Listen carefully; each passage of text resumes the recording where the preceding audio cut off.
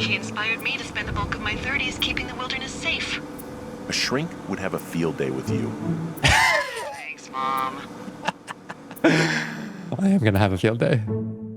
Hello, and welcome to Therapist Plays Firewatch. So I almost cannot believe that I have never played this game. It's among a list of like classic games that I've somehow evaded for basically the last decade. Always meant to check them out, knew that I would enjoy them because I like a good character-focused game. We played What Remains of Edith Finch earlier this year. And so it's been sitting in my library, waiting to blow me away forever. And now is the time. And all the better because now we get to experience it together. So this is completely blind. I don't know basically anything about the game other than I expect to enjoy it. So let's jump in. Boulder, Colorado, 1975.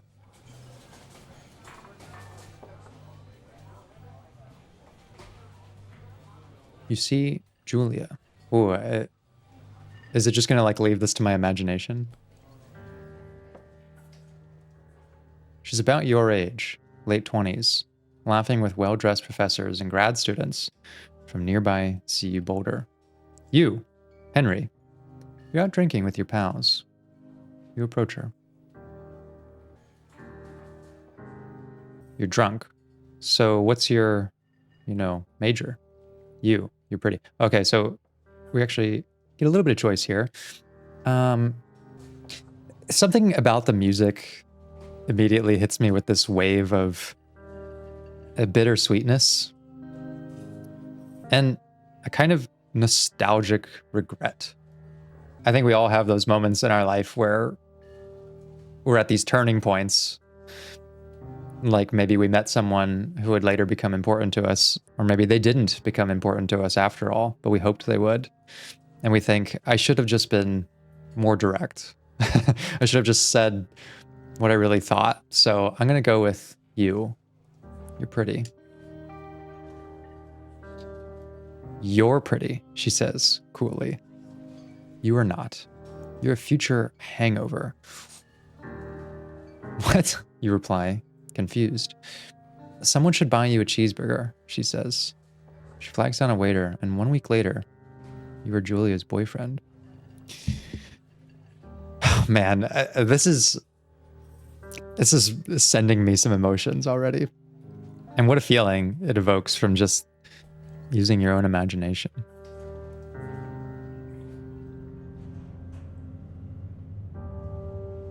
Okay. After my Edith Finch playthrough, I've learned to take a look at myself before proceeding in case there's any relevant information. Okay, so... Oh, we get a backpack.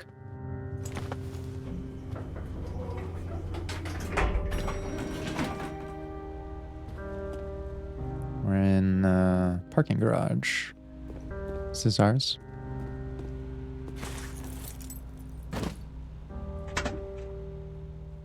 Is that a wedding band? You date for over a year. She drives you absolutely nuts. It's great. You move in. You share an apartment near the school with a view of the mountains. You two drink beers out on the deck. You drink beer just about anywhere. Life is good. I'm just preparing myself already for the heartbreak. I can just feel it. Julia wants to get a dog.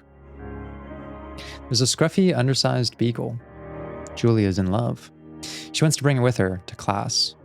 There's also an intimidating but gentle-eyed German shepherd. Nothing bad could happen to Julia while walking this dog. It's badass. I think Bucket is cute, and it is the one that she loves, so let's go with Bucket. Bucket's a good dog, and a week later, you've totally forgotten about the other one. Julia loves him. You love him too. 1979. You talk out on the deck. It's summer, 9:30 p.m., and the heat still radiates off the high desert. What do you think about kids? She asks. Kids? They're not very smart or good at much. I'm saying if you and I have some. A couple little idiots. So I don't know how much these choices impact, like, the story really, but I'm getting the sense that Henry was willing to put much of his own life aside for Julia. At least that's the feeling I want to embody here, you know, choosing the dog that she fell in love with. We seem quite like spellstruck by her from the very beginning. And so what I gather is that even though we get a choice, it's possible that we think both of these things. Henry maybe really truly wonders why the rush, and so might hesitate to commit right away. But I think for how deeply we seem to be in love, we would say this instead. Both of the dogs were good as well, but Julia loved Bucket first. In that case, we should probably get married. Yeah, I'd like that, you say. These kids are going to be screwed up enough. It's probably for the best that their parents are hitched. You say she's absolutely right. Interesting that it doesn't say she's absolutely right.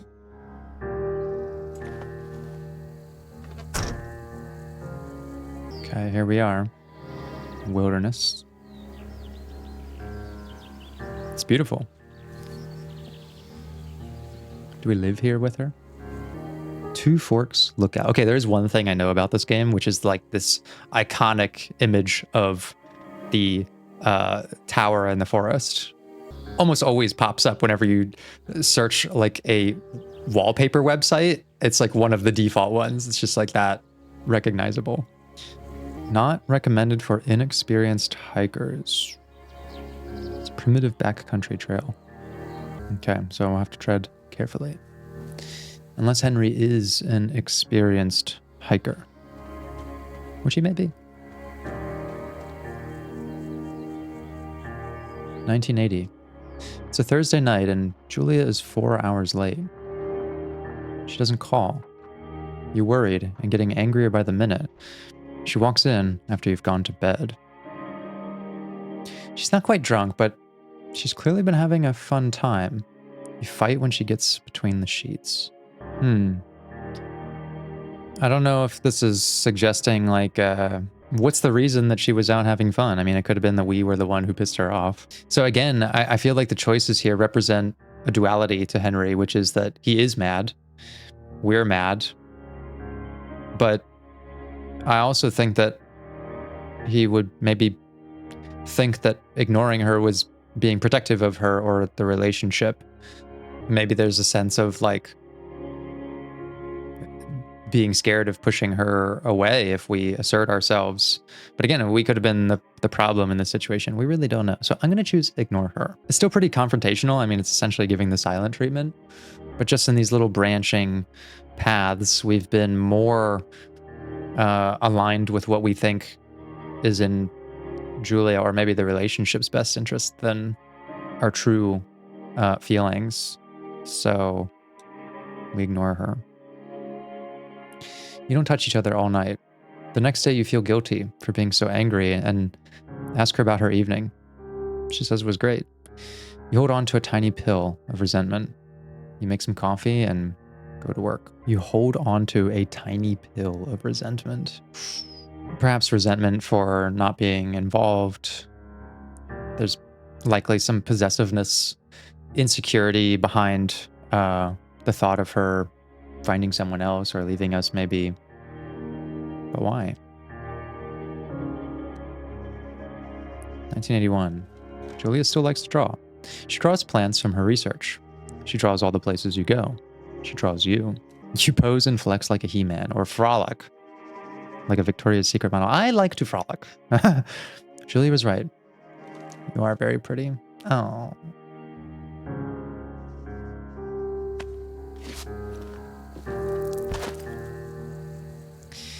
Where is she, though? I feel like I'm more present here in this forest than the story we're seeing in the cutaways, which is progressing year by year by year.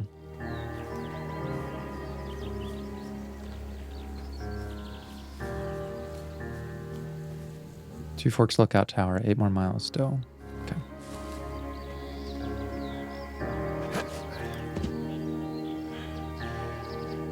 That is so gorgeous. 1982. During the summers, you and Julia enjoy walking Bucket at night. There's a festival in town. It brings in folks from faraway places. One of them tries to mug you with a knife. Bucket gets kicked. Fuck.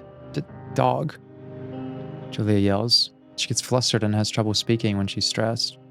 You confront the attacker. In a moment like this, I think the anger we suppressed from earlier might come out. We beat his goddamn face in. Your arm gets cut up, but you beat the guy to a pulp. You don't feel very tough. You cry your eyes out before the cops show up. Julia asks to take a different path from that day forward. You say okay. You don't want to go that way either. From then on, you walk by the river. 1984. Plans to have kids get waylaid by work. Julia gets offered a job at Yale. Yale's in Connecticut, 2,000 miles away. It's a great job. Associate department chair. She wants to move. You absolutely do not.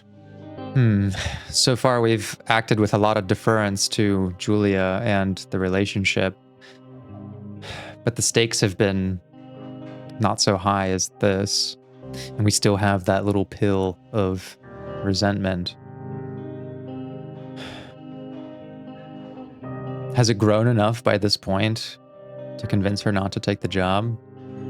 Or do we agree and commute back and forth? It's such a complicated thing to love someone for exactly who they are, but to also want to give input on how they shape their life because we're a part of it as well.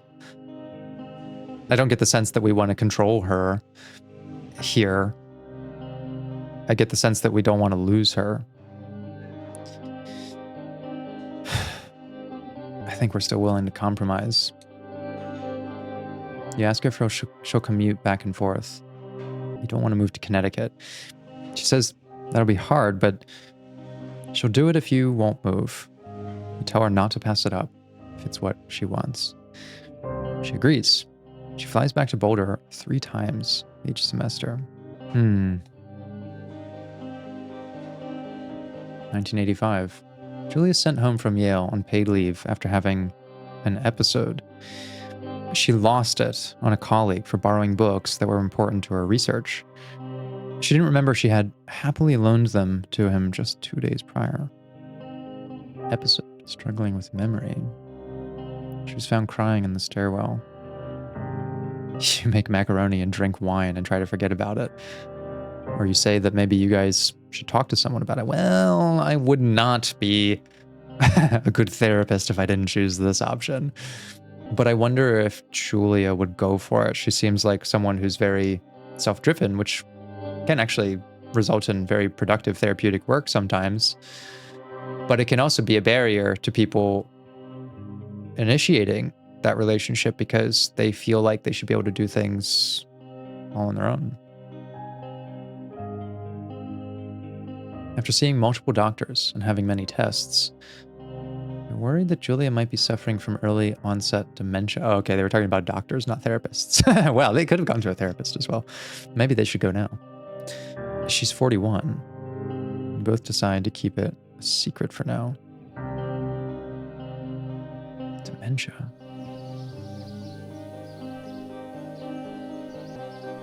Journal.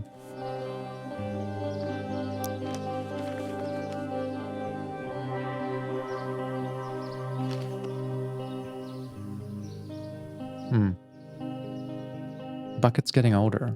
Julia comments that it's kind of nice because he gets in less trouble around the house. A week later, she goes back to the university. So that seemed to be Julia's journal because it had us frolicking.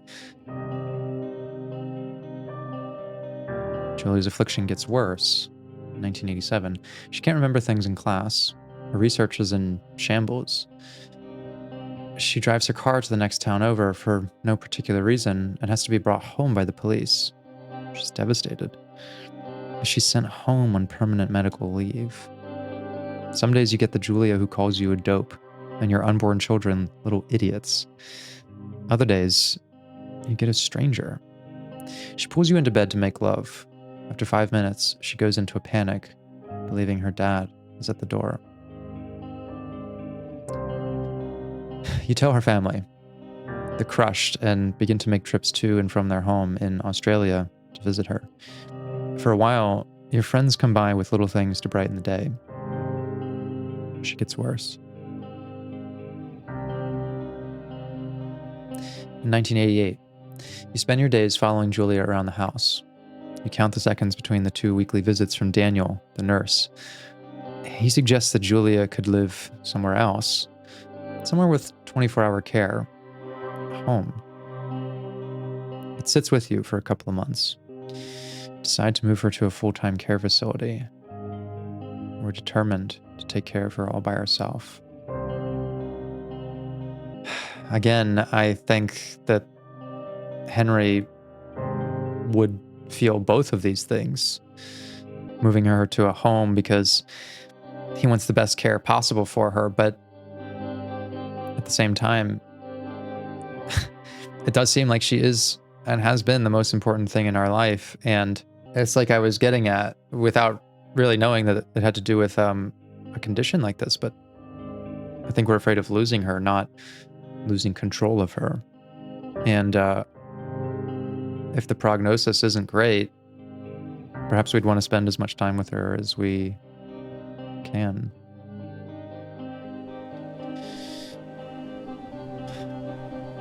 Neither's an easier choice, though. I'm getting the fear that we've already lost her, though, by this point. I just don't know in what way. Or what it's led to for Henry.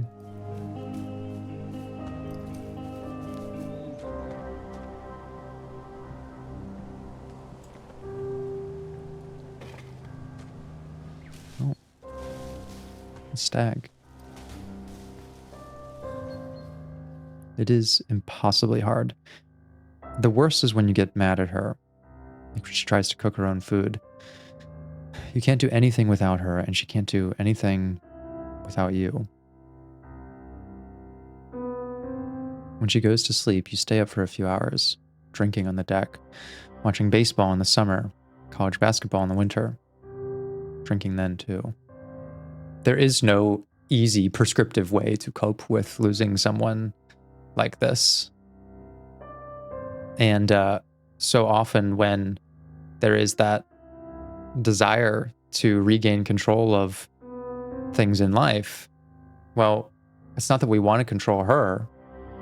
In fact, we've kind of let our relationship be guided by her choices. And presumably that's made us happy. We can't control her circumstances, how quickly or how intensely she's slipping away. And we can't control how we feel about this whole situation unless we resort to something like this. People tend to cope with substance use because of the dimming effect on our awareness to our problems that it has. What's unfortunate about that is we don't develop healthier coping mechanisms, of course. But we also tend to self-destruct more easily when we're in the dark. You start going out after you put her to bed. The first time you do it, you worry about her getting up and walking around while you're gone. Put a chair in front of the bedroom door. You trust that she sleeps like a rock. Judgment about what to do here, influenced by stress and grief. I think it's not uncommon for people to start experiencing grief when they are expecting a loss. Anticipatory grief, it's called. And I feel this about things that are not even in danger of being lost, like my parents getting older and, you know, the time of my youth winding down and this kind of thing. It's not necessarily about, you know, the anxiety of, oh, I might lose a job. There are things I can do to manage that anxiety and in some ways influence the outcome. I can't do anything about the passing of time, except learn to live with it. And we do experience that anticipatory grief in cases like this where loss is expected, but we don't know when or how.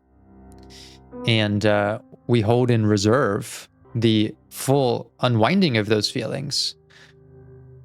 But also while we're doing that, we tend to feel the slippage. And I think that's a little bit of what we're seeing here.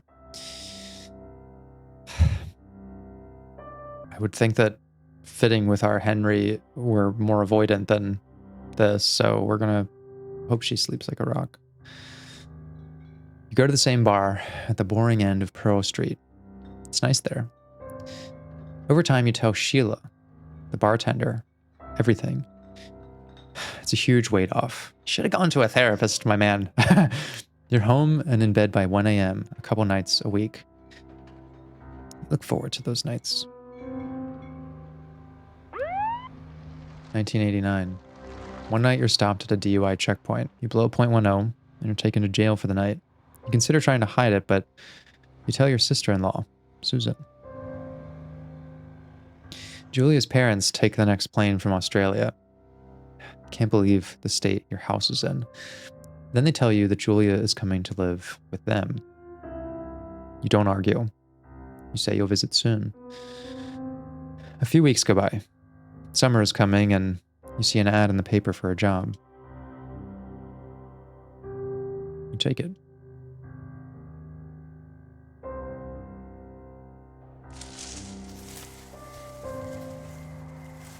Enter the lookout tower.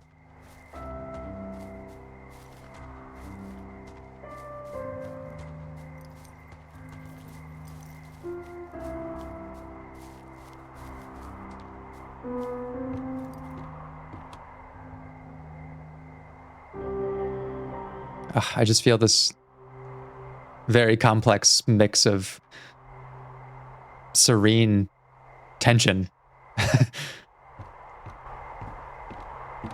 It's masterful so far, like the mood that this has put me in, with so little so far. A bit of walking and visual storytelling, and some juxtaposition between something present, something past. Seeing those stories come together.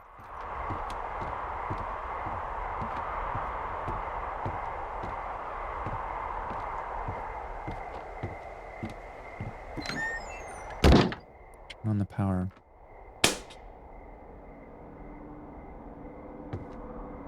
Hello, Two Forks Tower. Radio.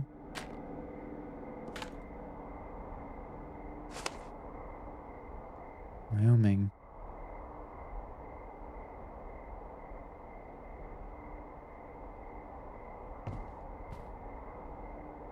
Flora of the Shoshone poster. Got a bond cone? Let's grab that. Let's take a look. Looks good. Oh. Well, I'll let the pine cone be. Okay, so we can select some dialogue.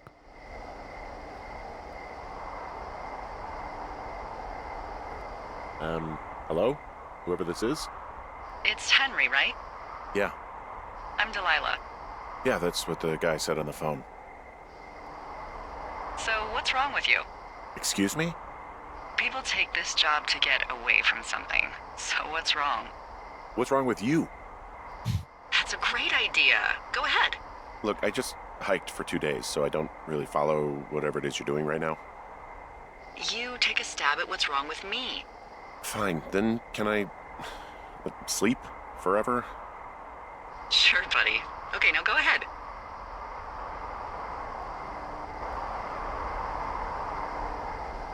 You're just gonna wait me out on this? Ugh, fine. But I'm gonna take a second here and have a guess about you. I was distracted by my cat. I don't know anything about you, but maybe you just really like trees. Maybe it's... gosh, maybe it's a borderline fetish. A tree fetish. Good night. Good night. Welcome to the job. Oh. I did not choose a reply, and that still advanced the story. Yes, good afternoon. You probably slept like a rock. Anyway, This is there's fascinating. still a few hours of daylight to get some work in. I can see you at your desk, so call me when you're ready. Photo with Julia. So that was fascinating. I was sort of messing around with my cat for a moment, thinking about Henry and what this interaction with Delilah could mean to him. And the fact that I just kept waiting and waiting led to her cutting in and progressing the dialogue. So not choosing can be a choice in this game. I definitely picked up on the wedding band there. And I can also tell with some of this fidgeting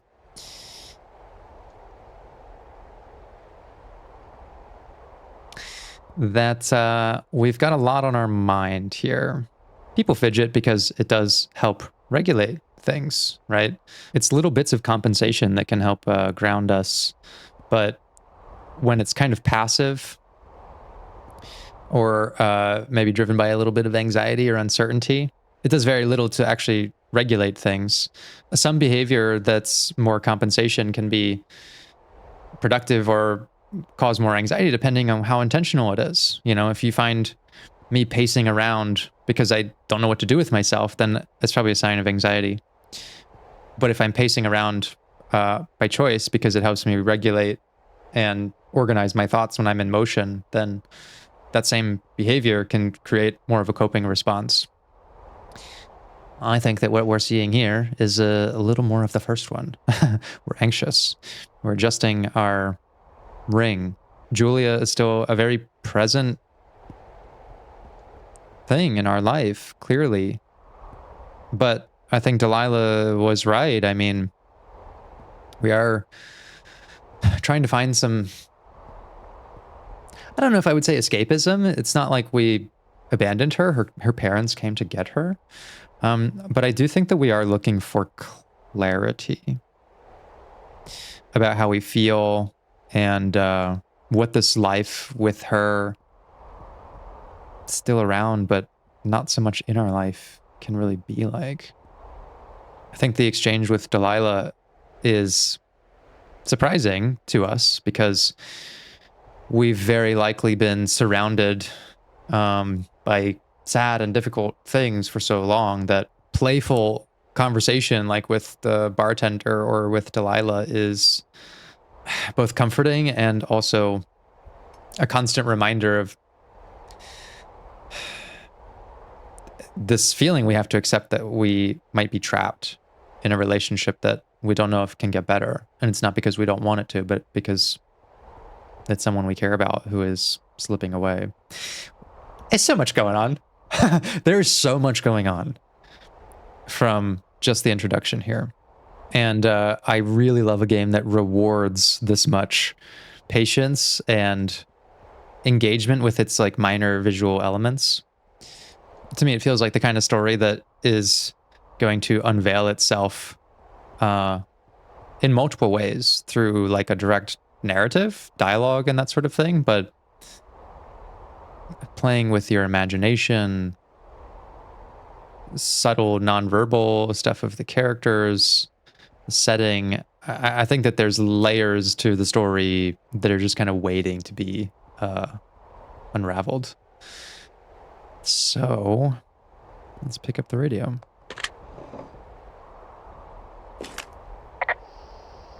Hey, sorry. Guess I slept in.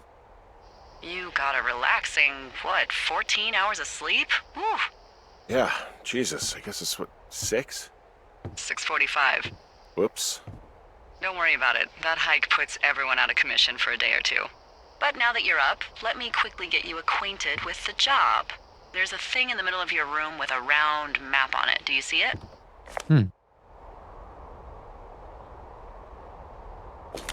Okay. So It's kind of a call and response thing going on here. Okay, yeah, I see it. This is the Osborne Firefinder, invented in 1914 by W.B. Osborne? You use this to spot, you guessed it, What the fuck? What is it? Nothing. You use this to... Oh, fuck me! Good God, language, lady. Out your west-facing window. Are you seeing what I'm seeing? Hmm? West-facing window. Fireworks? Where is west? Oh, compass.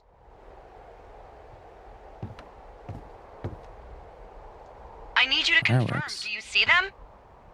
Oh, yeah. I do. Whoa, that's not legal, right? No. You need to get down there right now and stop them. Fire danger is through the fucking roof. Is that really my job?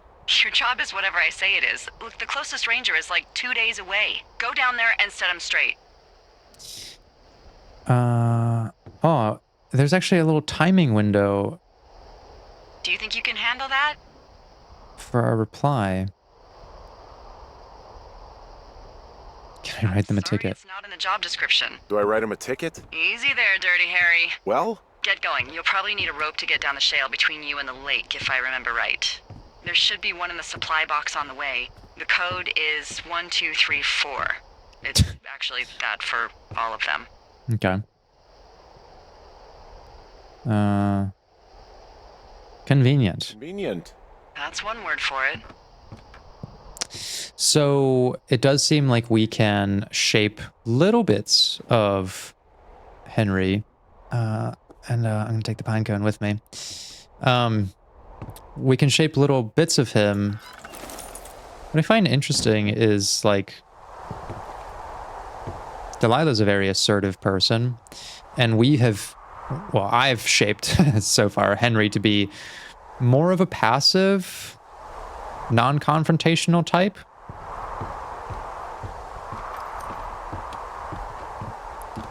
With the capacity for direct confrontation when he feels like his other options are exhausted, like fighting the mugger. Find rope in the NFS cash box. Oh, okay. So is that me? Box 306. So that way. So let's see. It's to the northwest, which would be that away. Okay. I'll grab my pine cone and be on my way. Jonesy Lake. Is that, okay, yeah, I think I'm on the right path there. Gotta get to Jonesy Lake. I don't know why it's letting me do this. But this is the one stable thing in my life right now, so it's going with us. For as long as it'll let me have it. Can we jump with the pine cone? We sure can!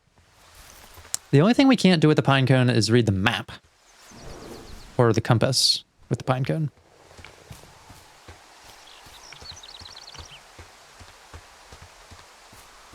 What do we have here? Is this one of the caches? Supply cache. I found the supply cache. So are there a lot of these out in the woods? So are there a lot of these out in the woods? Yeah, we got them all over the Shoshone. They saved us a lot of back and forth from the trailhead. Don't take all the good stuff. Yeah, all right. Okay. 1, 2, 3, 4.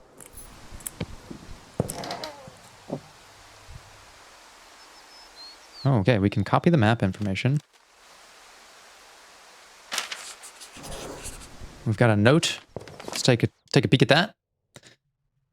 Ron, hey man, guy couldn't take it, so I looked up his lookout and put some stuff in the box. Found one of those bars you liked. Hiking into the park, but let's get fucked when I'm back. Dave. Oh, I locked up his lookout. Guy couldn't take it. So this must be talking about someone who maybe had this job and abandoned it. But Ron is familiar to these parts, but he's not local. He goes back to his friend Dave at some point. Okay. I'll keep that. We got a rope. I tracked down that rope. It was right where you said. Great. So you should be set to get down to the lake. Okay, we can take that. Interesting that we can just sort of comment on all of this stuff. Deal with whoever is setting off the fireworks. I thought we weren't supposed to leave food out. People just stuff these things with old food? That's how you get bears. Those boxes are bear-proof. I wouldn't worry about it. Bear-proof, you say? Okay, well. I'll take that. A little snackage. And if I ever need a safe place to leave my pine cone, I'll keep it in these bear-proof caches. So now we are trying to get down to where those miscreants were blowing shit up in the forest. So let's take a peek at the map here. She said west when we first saw the fireworks, and we are currently kind of heading that way, southwest-ish. Oh, I can actually hear them, the fireworks. Okay, pine cone. Where's my pine cone?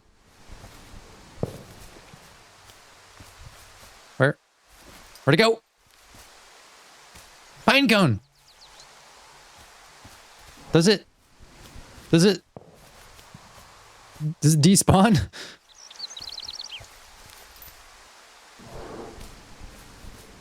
Oh, there it is. It just rolled down the hill. I was getting nervous there for a second. Look, it's either the pine cone or the bottle. Out here. Okay. Oh, we can jog. Do I run faster with the pine cone? Is it like Counter-Strike? Maybe not.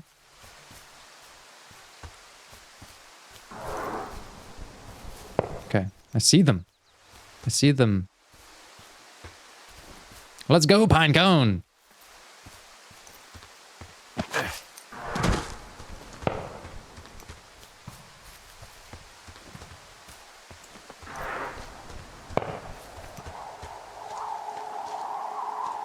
Okay, we gotta attach the rope and put the pine cone down. Wow, there's a lot of stuff to manage here. Attach the rope. Rope goes down. Get the pine cone. Rappel!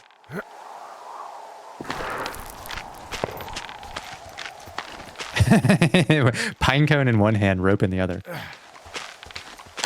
Henry's got his priorities straight. He actually goes and reaches for it. That's great. We've got a death grip on the pine cone. I'm telling you, it's my trusty coping friend. Report the climbing accident. I was about to use it like it was the radio. Hey, What the hell's wrong with you? my rope snapped coming down the shale slide. You didn't break anything, did you? No, I think I'll make it. Well, be careful for Christ's sake.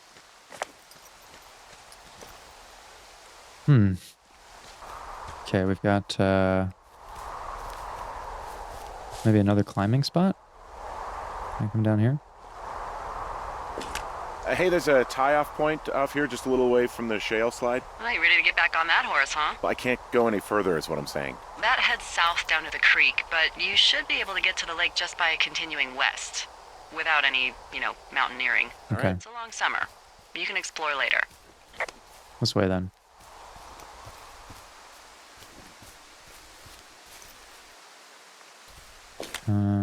Okay. So when we observe things, it's an opportunity to talk.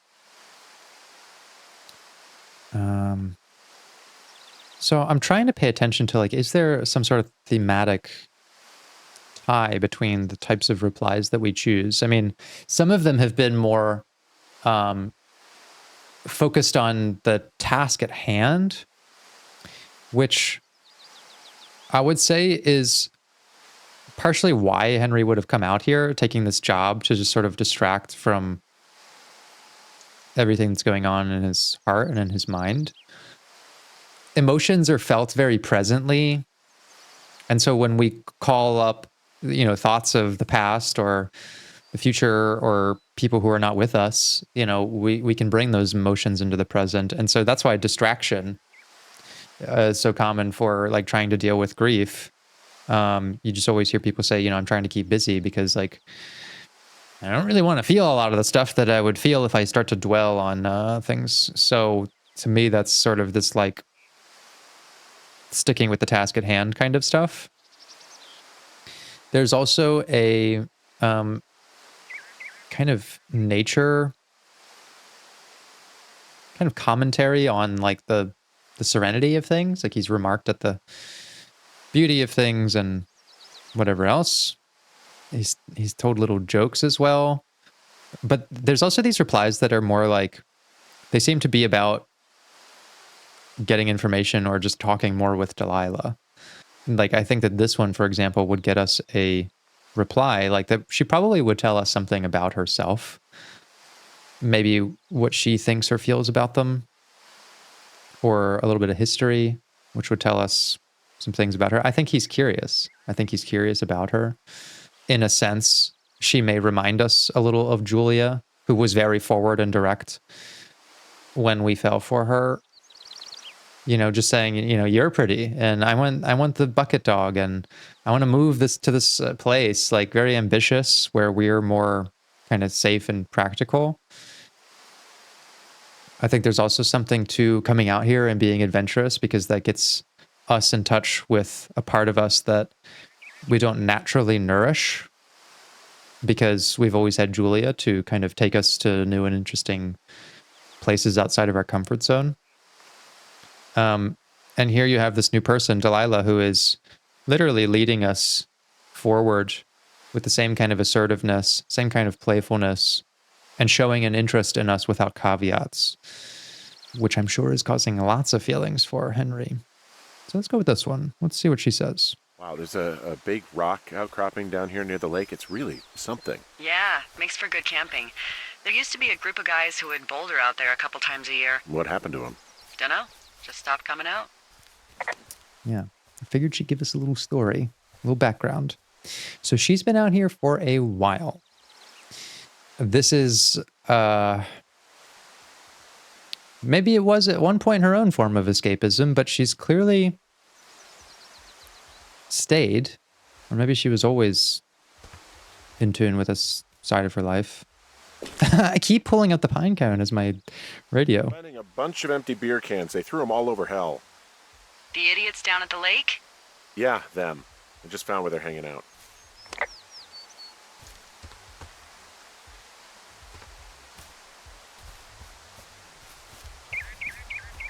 What have we got over here? Backpacks. They left their packs tied up here. Don't fuck with them. The last thing we need is some hikers filing a report about harassment. Oh, look, they decided to have a campfire, too. They color-coded the fire danger signs in case people were illiterate. But I guess that doesn't take into account just plain stupid, does it?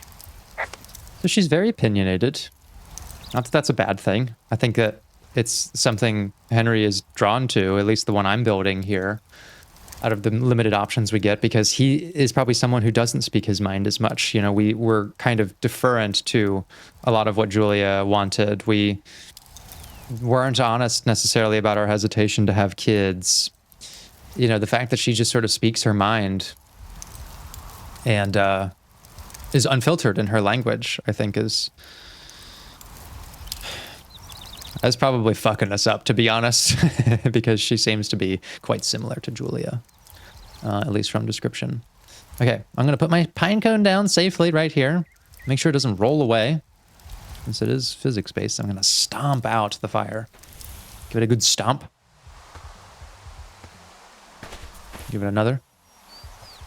And make sure I have my pine cone before I progress. Found the fireworks. They didn't even try to hide them.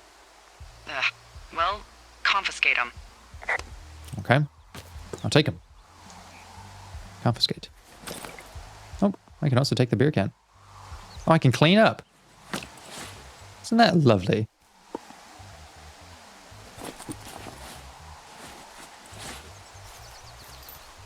I don't want to lose track of my pine cone.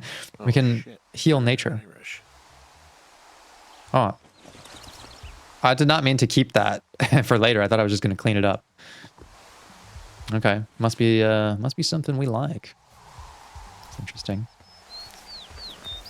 Okay, just making sure. I'll go back and clean up some of these other cans as well. I want to do a good job out here. Stay put. I will not lose you. Okay, I'm worried that I've ruined my own life here. I'm worried that I did something to ruin Julia's life. I've sequestered myself away from society and the family that, you know, clearly thought I wasn't able to take care of her.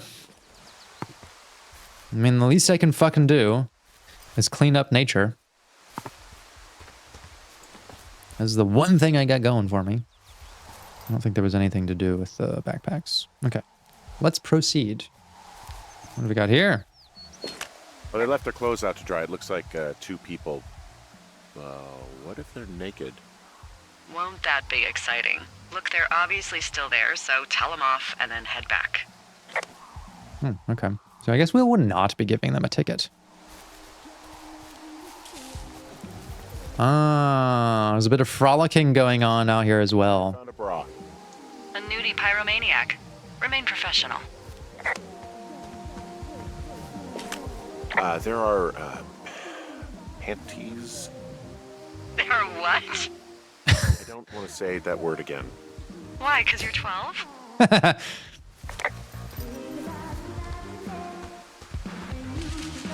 Another pair. There's ooh. Yes? Ah, there are 2 naked women. There are 2 naked ladies out here. Can you handle that? Come on. I like naked ladies, same as anyone, but there's, you know. 2? Yeah. I know this will be tough for you, but try to pick your tongue up off the ground and do your job. Okay. Yeah, there is something going on with this dialogue that, like, I can imagine Henry being quite a tense person. Like I said, that the fidgeting is the sort of, like, evidence of nervousness, internal, like, just not really knowing what to do with it. So we're sort of compensating like that. We're even seeing it in his speech, the sort of stuttering. But Delilah being like, bro, what are you, like, a fucking teenager? They're just panties. She's trying to loosen him up. In a literal way, but I think also it's probably having an emotional effect as well. Let's see how he handles it. I found them in the lake. Skinny dipping? Yeah. Is that a guy over there? Oh boy. Enjoy dealing with that. What am I supposed to do? Okay, all I have is this pine cone. The teens, they're drunk.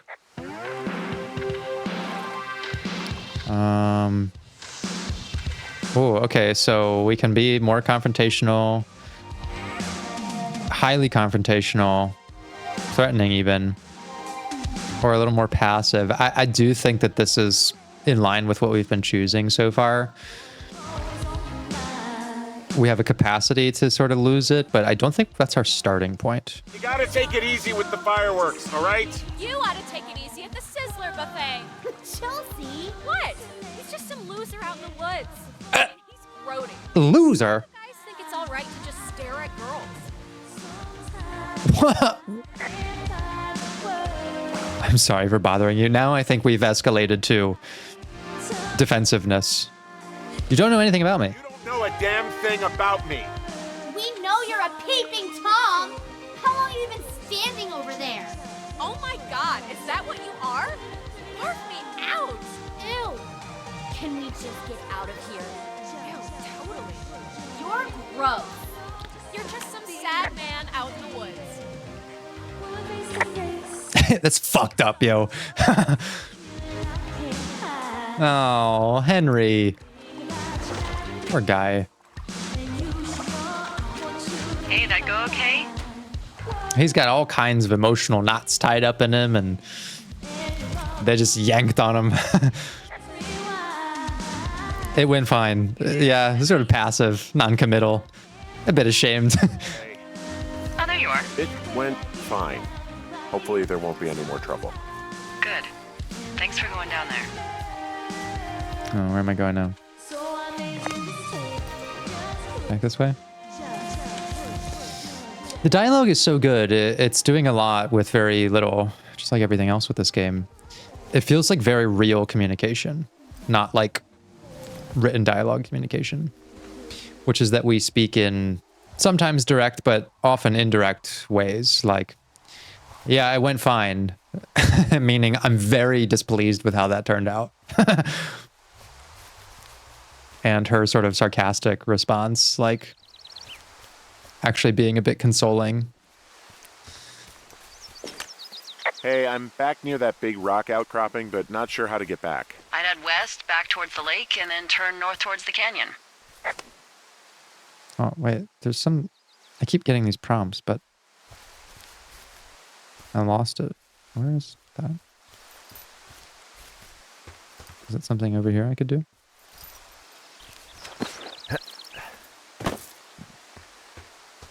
I might be going off the path a little bit here, but...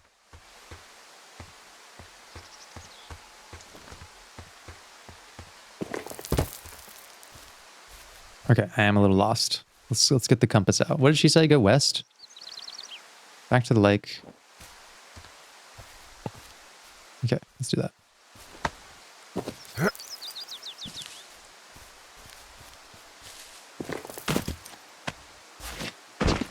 To the lake.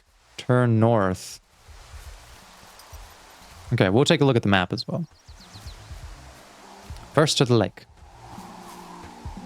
It's okay, Henry. We've got a way of finding ourselves back home. Okay, we've got Delilah. We've got our map. We've got our compass. We've got our pine cone.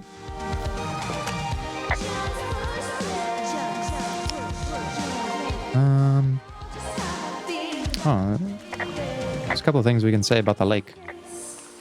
This lake does seem like a good spot to swim. Any chance of those kids catching a disease in this lake? Let's be a bit present with our thoughts. Well, this lake does seem like a good spot to swim, even if the last people to do so were assholes. Right now, though, it's all snowmelt, so you'll freeze your balls off. But as hot as it's been, maybe that's a fair trade. Starting to feel like it. Okay. So we need to go east. And that's east. We're at the lake here. So that must be this way, that path. Okay. Pine cone in hand, we tread onward.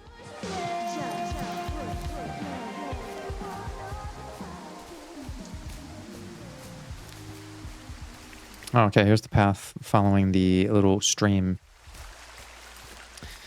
I love how it's like sort of naturally progressing the time of day the further we go. It's very kind of seamless, despite me taking quite a bit of time. Gosh, it's just so gorgeous.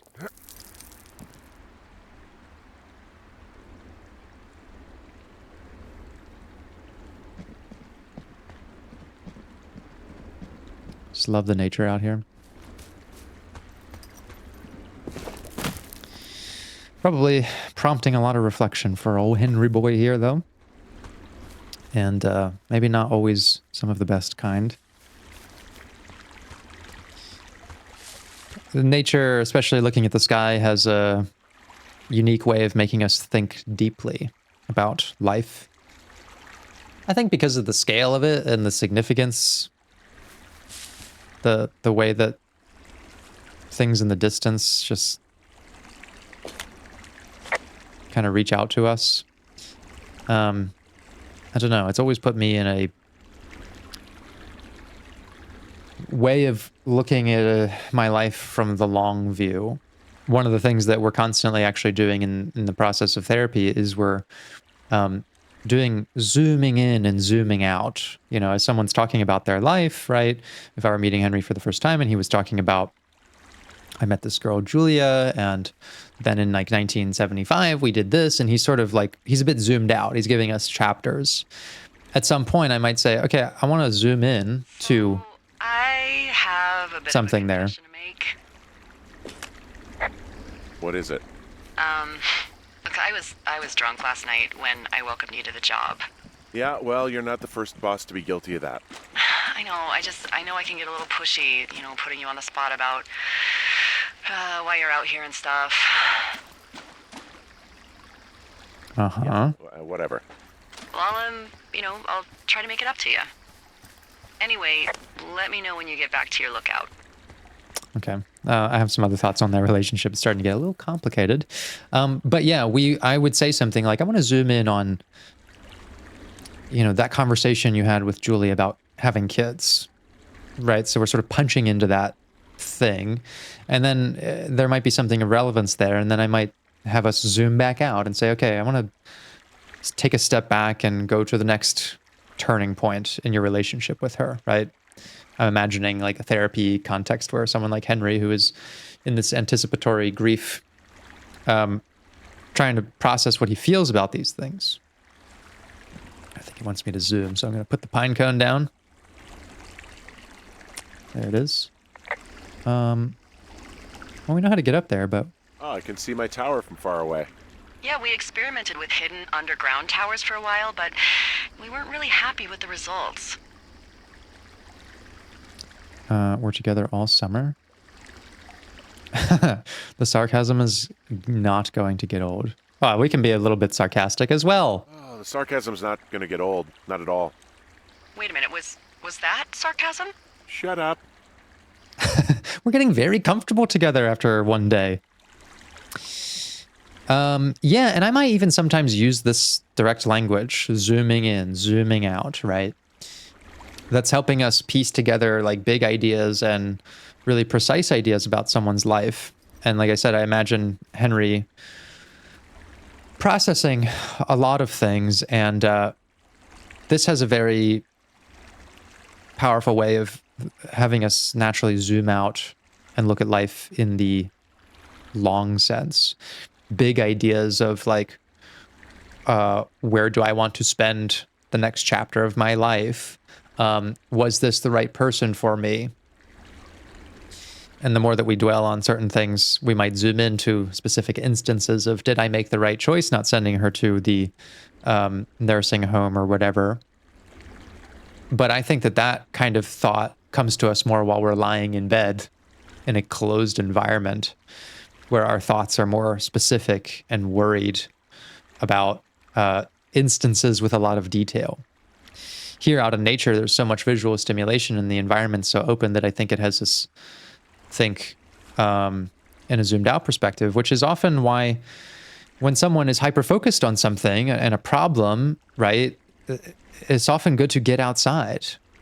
Maybe you're even upset about something, and going out for a walk or just getting out in nature, going out into this open environment, like it does have this impact of like zooming you out and can give you this clarity of like, why am I making such a big deal out of this thing? It gives you perspective, I think, more than anything else, whether that just be nature or the ultimate perspective giver, the sky and space.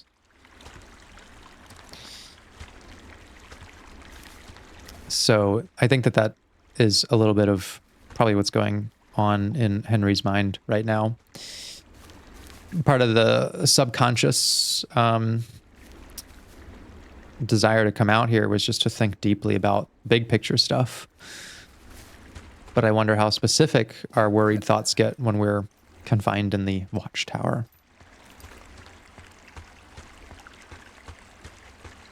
And not seeing a path forward here. Oh, there's a crevice. What is that? Oh, a storm. Hey, I heard some thunder. Yeah, I've got eyes on a storm out to the north. Well, that's bad, right? Because of the lightning? It just means we'll be busy. Hurry home, and Try not to get hit by lightning. I got hit by lightning when I was 9. Huh. I got hit by lightning when I was 9 years old, so I'm safe. It's not going to strike twice and all that. Well, there was an old lookout named Roy Sullivan who got hit by lightning 7 times. I don't like the sound of that. Yeah, well, if it makes you feel any better, it wasn't what killed him. What killed him? Suicide. Would you believe? Damn. Interesting how that thought came to us, like right as we passed through this narrow, rocky corridor. Again, a very zoomed in thing, right? That prompted a memory of ours. It's really interesting.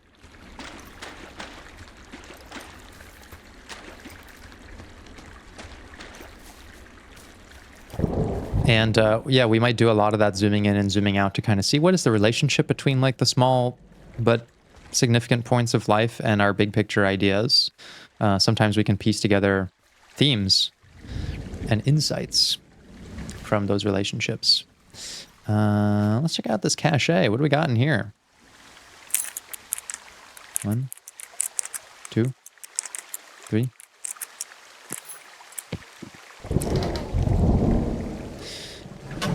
Oh, whoops. Defend our frontier. Okay. Let's copy the map information. Looks like it tells us Beartooth Point, Fox Rest, Undercap, Thunder Canyon. Fix me. Oh, there's probably some kind of something busted along the way. A pot. So does that go straight to our map then? We're at Cache 303, so we kind of need to go along this winding path down to 2 forks. Means we're going to pass whatever the fix me thing is as we go. And what else? Got a horn? There's a horn in here. There's a horn or an antler or whatever. Well, antlers are made of bone, and horns are made of the same stuff as your fingernails. I guess this is a bone. Antler. A ranger must have found it this spring. It's cute. Their interactions are cute. The antler's cool, but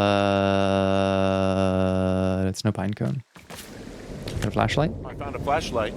There's one in there? Great. Well, the sun's gonna go down soon, so if the batteries still work, you're in luck. Oh, jeez. That was very clever the way they did that. Henry gets flashed. We get flashed. Pine cone. Onward. We got a cave. What's in this cave down here?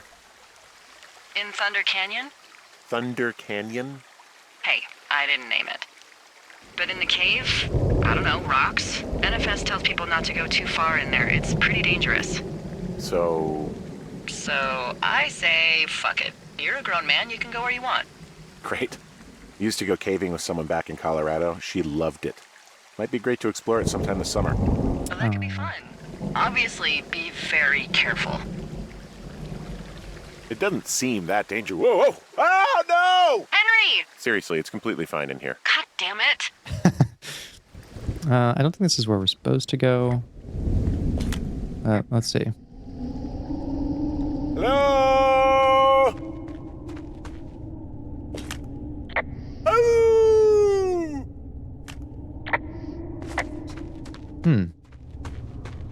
Yeah, it is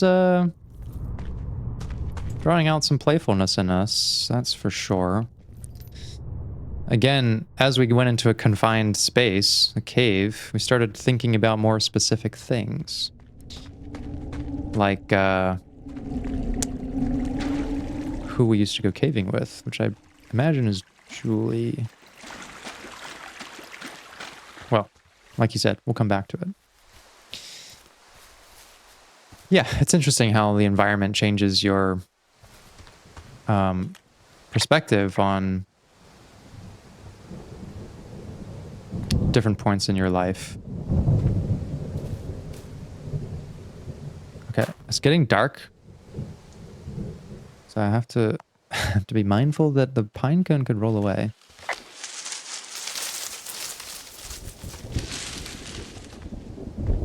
Oh shit. Where'd it go? Oh, pine cone. Okay. Whatever happens, I must keep the pine cone.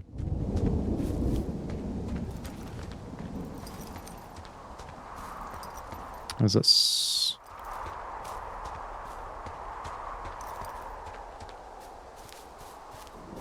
I also appreciate, like, actually the lack of music and more environmental sounds. In the next episode, I'm definitely going to put my earphones in because I think that one of the layers of storytelling here is definitely sound. Very deliberate use of sound.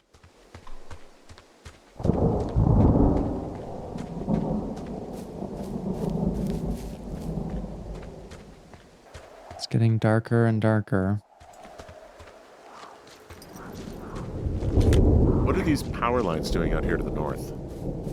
Those are comms lines. They connect folks like me to Central Command. Got it.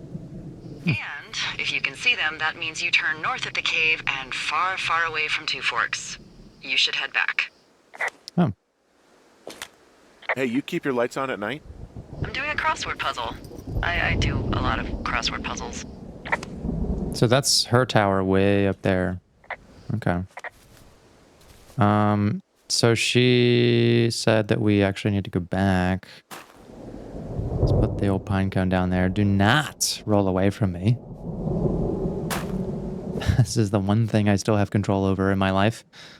Okay, it stops at our foot. That's actually useful. Where am I? Oh, okay. I've gone north when I needed to go south at the last turn. Okay, back down we go. I love that, though. I love that accidentally going the wrong way led to some unique dialogue. Pretty relevant to the story, even. I guess I didn't think much about it, but yeah, it makes sense that she's up in her own tower, kind of relaying us through these power lines.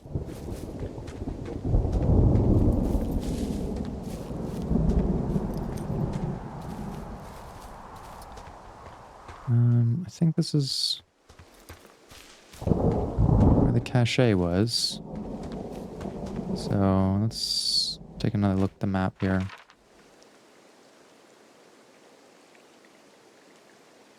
Ah, we actually do need to go through the cave. Okay, that makes sense.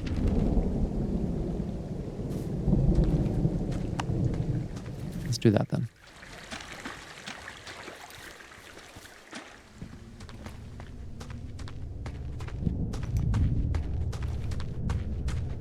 Can we just climb out?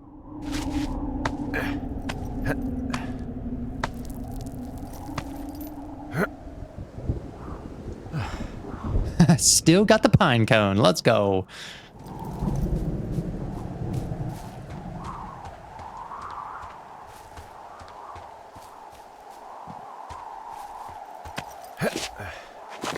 Well, it's like proper evening now.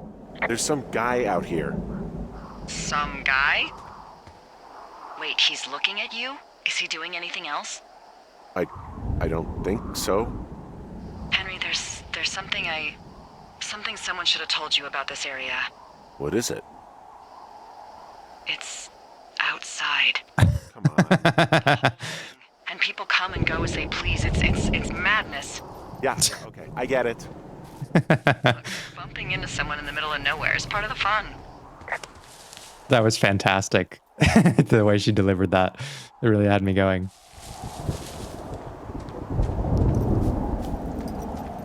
Oh my goodness, it's just so gorgeous. I mean, it's clear that they have an immediate connection of some kind, just by the way that they're interacting. And what's it founded on? Well,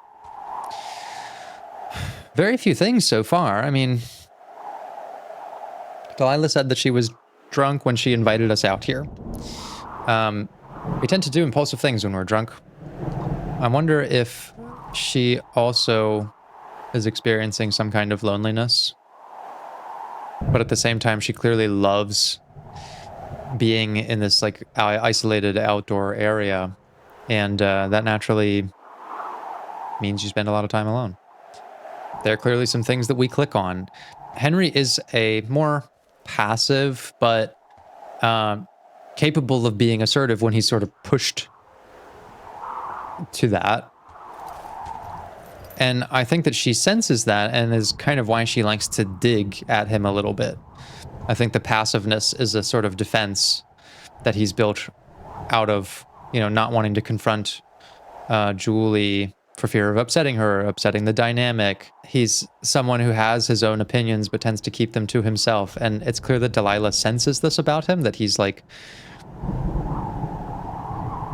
actually got a lot going on underneath the surface, but he likes to maybe present himself a bit simple. And she's probably enjoying drawing that out of him, not by upsetting him, but like kind of making little cracks in his character by messing with him and yeah, putting him in these kind of silly circumstances with the girls at the lake. She probably likes that about him, that he's kind of someone just to figure out a little bit. I mean, he's complex. He's got a lot going on emotionally, and that's very apparent. It's just by even the very little bits we can see of him. I'm adding the pinecone thing to the situation, which is sort of like consoling ourselves with something stable in a very unstable life. And yet, like, when you talk to him, he's a little withdrawn, let's say. We've given little insights into when we were 9 years old and the thunder and that sort of thing, but there's just kind of an emotional distance to some of it until he's being playful.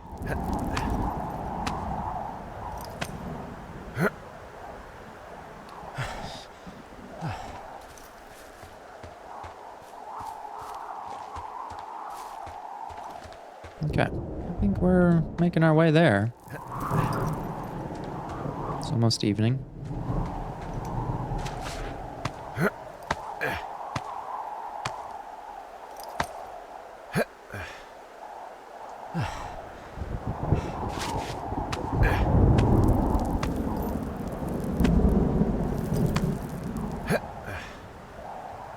We did it. Tiresome. Oh. You okay there, Henry? Well, that trail isn't closed anymore. Oh, really? Yeah, I took care of the blocked path. It was backbreaking, but, you know, anything for the service. Well, thank you. Anytime.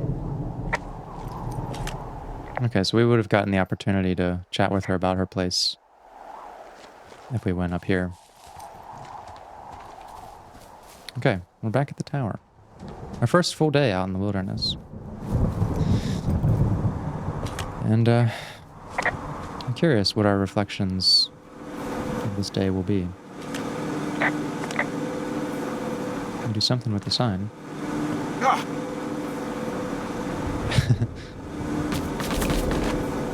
Forest burns. Forest burns. I don't think there's any fictional character I hate more than Forrest Burns. Henry, as an employee of the Forest Service, that is treason. Yeah, well, he really freaked me out as a kid.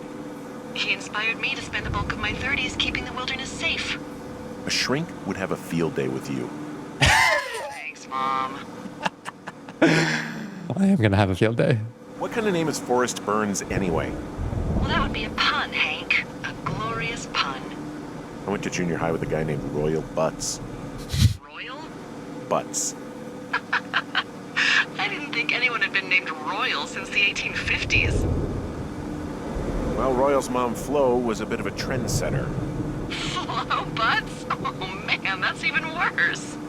Yeah, well, it's still better than Forrest Burns. Oh, have some fun, Henry. All right, where's your coping pine cone? Where is it? Where is it? I know I sat it down right here. It was right here. Did it roll away? Okay, I'm not moving until I find it. Let's retrace my steps a little bit here. Shit! Actually, I don't know where I put it, or maybe it rolled away.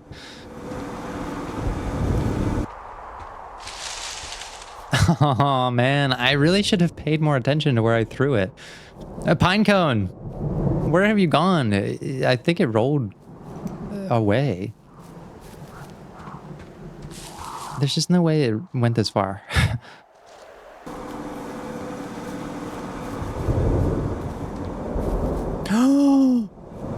Oh my god, I found it. It actually did roll away. It rolled all the way down here. I had to be more careful where I put my pine cone. So this generator is all the power I've got out here. Yep, it doesn't go through much gas, and, well, you don't have much in the way of electronics, so... That's okay. All I need is my safety pine cone. What about my hairdryer? Oh, I'm sorry. You might just have to make peace with frizzy locks. I could never. So it's just the outhouse then, in terms of going to the bathroom? You're a man, Henry. You can go wherever you want. Well, number one at least. And, full disclosure, I pee wherever I want as well. She's a free spirit, Henry.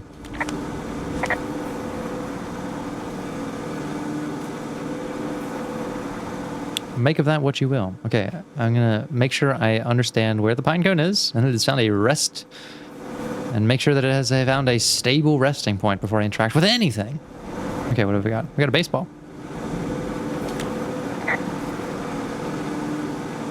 I feel like I'm gonna be murdered. I feel like I'm gonna be murdered when I'm in the outhouse. Feeling a little exposed, are we? Hey, no man in the history of the world has felt tough with his pants around his ankles. Well, be strong. You can always call if you're having trouble. Sure, I'll do that. Okay, well, I don't know why there's a baseball in here, but I don't know why I feel like putting it in the toilet either, but I just do. Okay. Pine cone in hand. I'm ready to finish the day.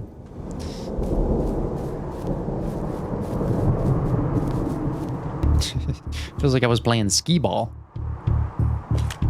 Oh, what is this? What can I do for you? Well, my typewriter is on the ground, outside of my tower. You Hey. right? Yeah, look, the wind? No. How the hell... You should get inside. Fuck me. Maybe it was the mysterious stranger. Has it been ransacked? Oh, shit. Broken window. Someone broke in. Hey, what? They wrecked the place. Threw my typewriter out the window. Motherfucker. Holy shit. I'll let the Forest Service know what happened. Huh. Why? What purpose would there be to break in? Okay, well, we can put the pine cone down. Okay, I put in a call. Thanks. Or what can they do? What can they do about it? Will they catch whoever did it? This is the Forest Service, Henry. They're not exactly Hawaii Five-0. Do you Well, have they should any be. idea who would have done this? Maybe the guy in the canyon. Maybe that guy I saw in the canyon, but I don't know why the fuck he'd want to mess with my stuff. Well, I'll have the Rangers keep an eye out for a man hiking on his own and question him if they find him. I can't believe someone would do this. I worry about bears and fires, and that's about it. And now I've got to worry about some deranged hiker going after lookouts? Great. Okay, in the morning I'm gonna call my friend Patty, who works the desk down in Cody. They keep a list of everyone who's officially been in and out of the trailhead since, I don't know, forever, and see if we can get a list of names. We won't get much, but at least if anything else happens, we can refer to it and see if anything comes up. Thanks. I need you to feel safe out here. Just tell me where to... I don't. I don't know if we don't feel I hope safe. you can sleep. I'll talk to you in the morning. Oh shit, I think I missed my chance. Day 2.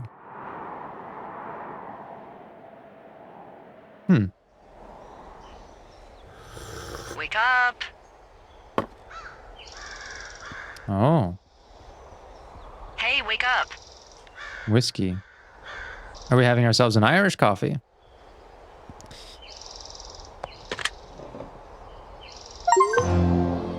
Completed day 1.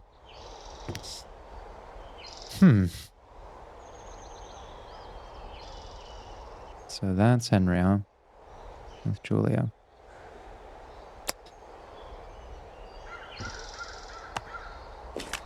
I'm awake. I'm awake. What's your problem? Our problem. Sorry, our problem. That storm knocked out the phone line I used to talk to the service, which means we're cut off. I tried radioing out, and that's not working either. I don't Can you really see know why me? that would be the case.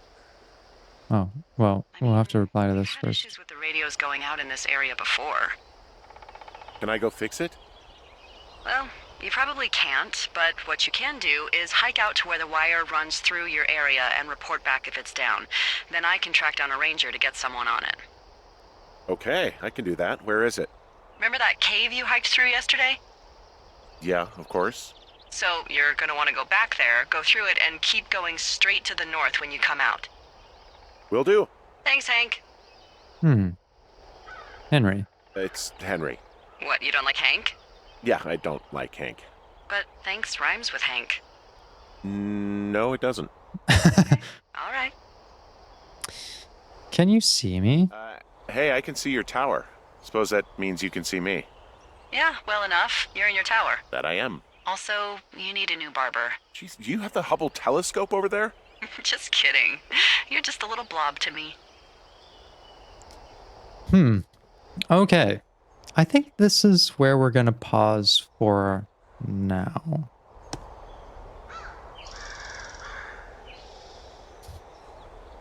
Henry is a complicated guy. Well, in some ways, he's a simple guy, but he's having a complicated life. And I do think that there's a part of him that really wants things to be more simple than they are. Life seemed easier when Julia was happy. Simple. As long as I can keep her happy, I'll be happy. Despite all the complications of her having to move away, you know, as long as we're together and we're compromising, things are going to turn out. Complicated feelings, let's simplify them, right? Using alcohol to blunt some of those emotions. And with all of this complicated grief and loneliness and uncertainty, coming out to a world where things are, well, we expect them to be simple out in nature. But I think he's finding that they actually are not simple at all. Delilah's not a simple person. She's complex. And we immediately have a complex relationship with her.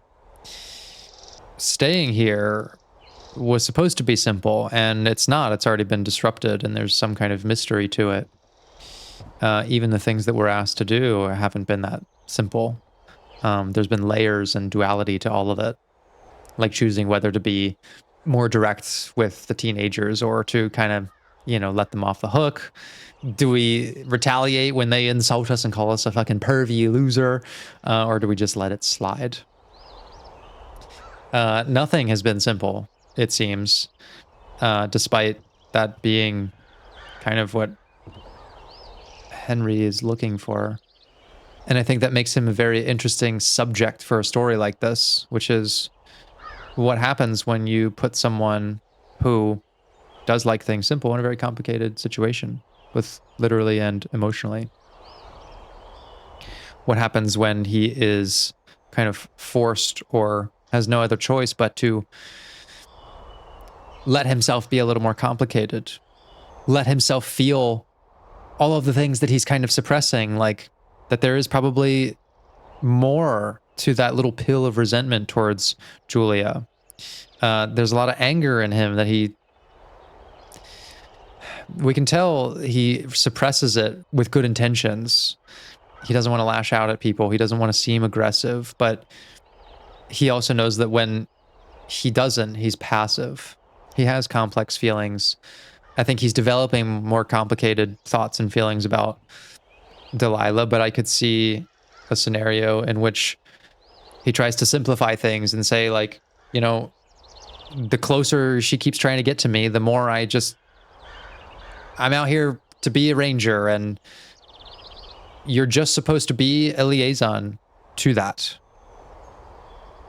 I think there's a push and pull of, like, there's this very quirky, unique person in his life suddenly at a time where he's lost someone very similar. And he may be drawn to that, but he also, we know he has a tendency to feel guilty about things. And yeah, he contemplates his circumstances often, fidgeting with the wedding band. And what does closeness with someone out here in the remote wilderness really mean? Is this a sign of him changing or moving on? Or is this a sign of him grasping for something that is only similar to what he used to have, but isn't quite that? There's a lot going on. Not a simple story, not a simple guy, Henry.